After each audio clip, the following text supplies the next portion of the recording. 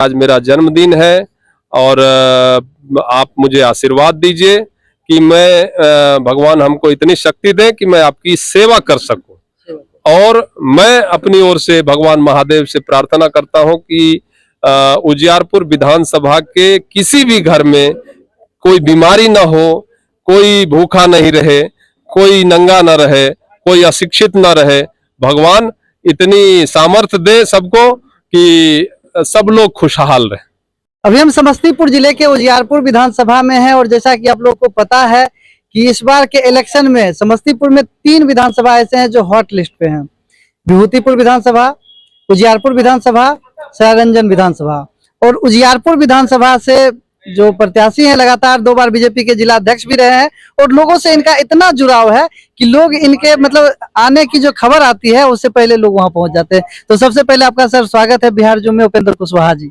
बहुत बहुत धन्यवाद आपको कि आप यहाँ पर पधारे जी। और आज आपका जन्मदिन है तो सबसे पहले आपको जन्मदिन की ढेर सारी बधाई और आप ऐसे ही चमकते रहे सर। बहुत बहुत धन्यवाद। पूरा उजियारपुर उजियारा रहे, चमकता रहे। जी, चमकता रहे। अब थोड़ा सा उजियारपुर विधानसभा पे आते हैं क्योंकि आप एक कैंडिडेट भी हैं और उजियारपुर में हम इसलिए हॉट लिस्ट बोले क्योंकि उजियारपुर से एक ही पार्टी से बहुत सारे कैंडिडेट हो गए हैं। तो कितना मुश्किल होगा इस बार का इलेक्शन आपके लिए? देखिए, हम लोग संगठन में काम करने वाले लोग हैं और लगातार भारतीय जनता पार्टी के लिए काम किया हूं। चुनाव में बहुत सारे उम्मीदवार हो जाते हैं, जहां सीटिंग विधायक होता है वहां भी उम्मीदवारी लोग करते हैं। तो ये लोकतंत्र की खूबसूरती है। ये कोई मैं इसको बहुत बुरा नहीं मानता हूं। हर एक कार्यकर्ता और हर एक नेता की इच्छा होती है चुनाव लड़ने की, तो इसमें कोई बुराई नहीं है। मैं इसको बुरा नहीं मानता हूं। मैं अपने बारे में बता दूं कि मैं लगातार संगठन में काम किया हूं और जब से होश संभाला हूं तो लगातार हम लोग संगठन में काम किए हैं और जनता और हमारे कार्यकर्ता जो लगातार उजियारपुर में उजियारपुर में तो मैं 10 साल से काम कर रहा हूँ। बाकी ये मेरा कर्म क्षेत्र जन्म से ही रहा है, क्योंकि आप जानते हैं दलसिंह सराय से मात्र 4 किलोमीटर पर मेरा घर है। किसी भी चीजों की जरूरत हो तो हम लोग दलसिंह सराय ही आते हैं। राष्ट्रीय स्वयंसेवक संघ में भी काम किया तो मैं दलसिंह सराय में ही काम किया। मैं जब संघ की जिम्मेवारी में आया, जिला कार्यवाह हुआ, तब भी इसी क्षेत्र का जिला कार्यवाह था। मैं शाखा भी लगाया तो यहीं डैनी चौक पर ही लगाया, यहीं से सभी जगहों पर कोऑर्डिनेट किया। उसके बाद जब राजनीति में आया तो विधानसभा प्रभारी के तौर पर 2016 से ही इसी क्षेत्र में काम किया हूँ।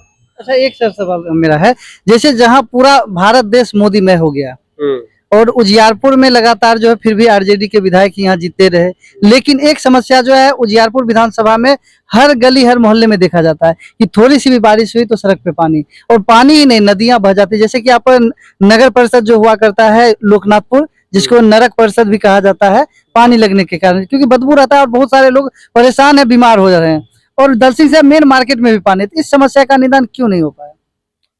इस समस्या के समाधान के लिए लगातार हम लोग भी प्रयासरत हैं। यहाँ के जो कार्यपालक हैं उनसे मिला भी हूँ और उन्होंने आश्वासन भी दिया है कि नाला का निर्माण होना है, आगे अवरुद्ध है, आगे उसको करना है। वहाँ से हमको लगता है कि 1.5-2 किलोमीटर और नाला का निर्माण होना है, तब वो पानी निकल पाएगा। तात्कालिक व्यवस्था के लिए हम लोग उनसे आग्रह किए थे, जिस पर उन्होंने कार्य भी किया है। लेकिन इसके अलावे और भी जगहें हैं जहां इस प्रकार की समस्याएं हैं, तो मैं कोशिश करूंगा कि यदि जनता मुझ पर विश्वास जताती है, आशीर्वाद देती है, तो इन सब समस्याओं के समाधान के लिए कोई बहुत बड़ा मेगा प्लान बना करके और इस पर काम करेंगे। अच्छा, जैसे कि आप जिला अध्यक्ष भी रहे बीजेपी के 2 बार, और वो छोटी मोटी बात नहीं होती है। लेकिन अच्छा, एक सवाल मेरा है, जो जहाँ पे जदयू और एनडीए मतलब एनडीए के जहाँ पे उम्मीदवार हैं, विधायक जी हैं, वहाँ पे सभी सड़कें चकाचक है, काम भी अच्छे से हो रहे हैं, और जहाँ पे मतलब महागठबंधन के उम्मीदवार हैं यहाँ पे लगातार मंत्री भी जीतते हैं, विधायक भी जीतते हैं, बाहरी उनको कहा भी जाता है। तो क्या कारण, या वो काम करना नहीं चाहते हैं या काम होने नहीं दिया जाता? ऐसा कोई कारण नहीं है कि काम नहीं होने दिया जाता है, ये करना ही नहीं चाहते हैं, क्योंकि यहाँ के जनता से और यहाँ इस क्षेत्र से उनको कोई मतलब है नहीं, कोई प्यार है नहीं। बीच में तो वो भी 2-2.5 साल या उससे भी ज्यादा कहें, वो खुद सरकार में रहे, मंत्री रहे। जी। उस समय कौन सा यहाँ पर सड़कें बनवा दिए और सारे समस्याओं का समाधान कर दिए। आज जो आरोप लगाएंगे कि हमको करने नहीं दिया जाता है, तो बताएं कि कहां पर एनडीए के कार्यकर्ता या एनडीए की सरकार अवरुद्ध होती है, अवरुद्ध उत्पन्न करती है। ये आदमी इस क्षेत्र से किसी भी प्रकार का प्रेम है ही नहीं। वोट लेना, पटना में जाकर के और अपना आराम करना, यहाँ सिर्फ और सिर्फ कुछ गिने चुने हुए लोगों के यहाँ भोज खाने के लिए आना, इतना ही विधायक का काम है। लेकिन फिर भी वो कैसे लगातार जीत रहे हैं? यहाँ जीत रहे हैं विकल्प सही नहीं मिलने के कारण। विकल्प से जनता को विकल्प चाहिए ना।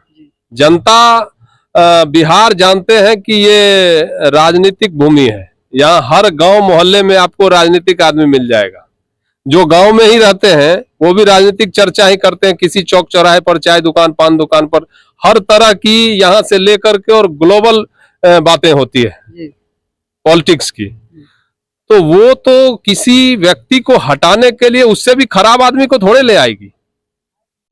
सही बात है। वो जब लाएगी तो उससे बेहतर लोगों को लाएगी। इसलिए विकल्प सही नहीं मिलने के कारण आज तक आलोक जी विधायक होते रहे हैं। इस बार जनता जाग चुकी है और सही विकल्प मिलेगा और इस बार परिवर्तन होगा, कमल खिलेगा निश्चित रूप से। जैसे कि एनडीए के द्वारा जो है हर गरीब जनता का जो है बिजली बिल फ्री कर दिया गया, 125 यूनिट बिजली फ्री कर दिया गया। जहां 400 वृद्धा पेंशन मिलता था वहां 1100 कर दिया गया। लेकिन फिर भी अभी कल ही जो है यहाँ विभूतिपुर के जो वर्तमान विधायक हैं, उन्होंने कहा है कि हमारे भारत के जो है प्रधानमंत्री नहीं, घोषणा मंत्री है मोदी जी। प्रधानमंत्री जी के बारे में इस प्रकार का वक्तव्य देना, ये लोग उनको हंसी का पात्र बनाए हुए हैं। आप कमेंट बॉक्स में जाकर के देखेंगे उनको। और वो किसी भी तरह के, वो जिस पार्टी से आते हैं ना, वो कभी भी देश हित को सोचने वाले के बारे में अच्छा बोल ही नहीं सकते। और प्रधानमंत्री जी आज देश भर के ही सबसे बड़े लीडर नहीं है, वो ग्लोबल लीडर हो चुके हैं। ये तो हम लोगों को गर्व है कि भारत के प्रधानमंत्री ऐसे हैं जिनको पूरे विदेश में सम्मान की दृष्टि से देखा जाता है और उनके माध्यम से भारत को सम्मान की दृष्टि से देखा जा रहा है। तो ऐसे विधायक जी जो बोले हैं वह निश्चित रूप से निंदनीय है। प्रधानमंत्री जी जो बोलते हैं वो करते हैं, डंके की चोट पर करते हैं। भारतीय जनता पार्टी के जो भी घोषणा पत्र में था वो सारे काम हुए। जिस काम के लिए वो उनको जाकर के उनको याद दिलाना चाहिए, उनको पूछना चाहिए कि ऐसे ऐसे काम प्रधानमंत्री जी किए हैं जिसके बारे में लोग कहते थे कि यह असंभव काम है, खून की नदियां बह जाएगी यह काम हो जाएगा। तो ऐसे ऐसे काम किए हैं। ये क्या बोलेंगे, इनके आका नहीं प्रधानमंत्री जी के बारे में बोल सकते हैं। जी, तो एक लास्ट सवाल सर, आपका जन्मदिन है और उजियारपुर विधानसभा की जो जनता आपको देख रही है उनको क्या कहना चाहिए? मैं अपने उजियारपुर के सभी भाइयों, बहनों, माताओं, अपने बुजुर्गों से, सबों से कहना चाहूंगा कि आज मेरा जन्मदिन है और आप मुझे आशीर्वाद दीजिए कि मैं भगवान हमको इतनी शक्ति दे कि मैं आपकी सेवा कर सकूं। और मैं अपनी ओर से भगवान महादेव से प्रार्थना करता हूं कि उजियारपुर विधानसभा के किसी भी घर में कोई बीमारी ना हो, कोई भूखा नहीं रहे, कोई नंगा न रहे, कोई अशिक्षित न रहे।